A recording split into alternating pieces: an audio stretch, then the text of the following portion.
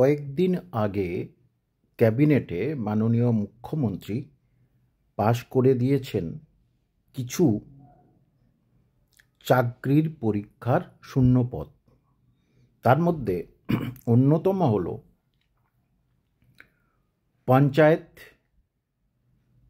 পঞ্চায়েত সমিতি এবং জেলা পরিষদে নতুনভাবে নিয়োগ।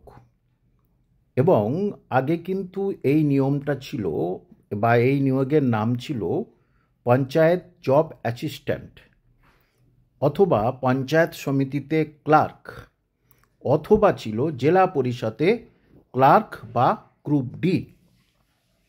বর্তমানে দুদিন আগে মাননীয় মুখ্যমন্ত্রী নিজেই প্রেস বিজ্ঞপ্তি করে জানিয়ে দিয়েছেন যে এখানে প্রায় 6,000 থেকে 10,000 নিয়োগ হবে। এখন অনেকের প্রশ্ন থাকতে পারে যে তাহলে এটাও কি পঞ্চায়েতের মাধ্যমে যদি হয় তাহলে এটা তো ডিএম সাহেব, নির্দিষ্ট জেলার ডিএম সাহেব তারা পরীক্ষা নেন এবং তারপরেই তারা রেজাল্ট বার করেন। অনেকেই বেশ কিছুদিন যাবৎ আমাকে বলছে তাহলে এটা কি কেবল লোক দেখানো, মানে নিয়োগটা কি ভিতর থেকে হবে? দেখুন, সে ব্যাপারেই বহু বিতর্ক আছে, কিন্তু আমি নিজেই জানি যে এই যে জেলা পরিষদ, পঞ্চায়েত সমিতি এবং পঞ্চায়েতে পরীক্ষা দিয়েছে এবং এমন কিছু ছেলে মেয়ে তারা কিন্তু এখন চাকরি করছে, সেটা কিন্তু আমি সহজভাবে জানি এবং সঠিকভাবে জানি। সুতরাং আপনারা পরীক্ষায় বসার জন্য উদ্যোগী হয়ে যান এবং পড়াশোনাটা বাড়িতে ঠিক মতো করুন।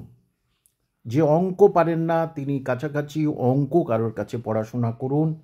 যিনি ইংরাজিতে দুর্বল তিনি কারোর কাছে ইংরাজিতে একটু পড়াশোনা করুন। বাদবাকি সাধারণ জ্ঞান বাড়িতে ভালো করে পড়ে নিন, তাহলে দেখবেন আপনাদের আর কোনো সমস্যা হচ্ছে না। সেই সঙ্গে সঙ্গে আরেকটা ডিক্লেয়ার করে দিয়েছে, সেটা কি মোটর ভেহিকেলসে 4,000 শূন্যপদ, তার মধ্যে 1,000 শূন্যপদে নিয়োগ চলছে। 1,000 শূন্যপদের জন্য বিজ্ঞপ্তি প্রকাশিত হয়ে গেছে, যে সুতরাং এটা খুব তাড়াতাড়ি আপনারা বিজ্ঞপ্তি আকারে পাবেন। সুতরাং যেটা বলার দরকার সেটা আমি আপনাদের সামনে বলছি।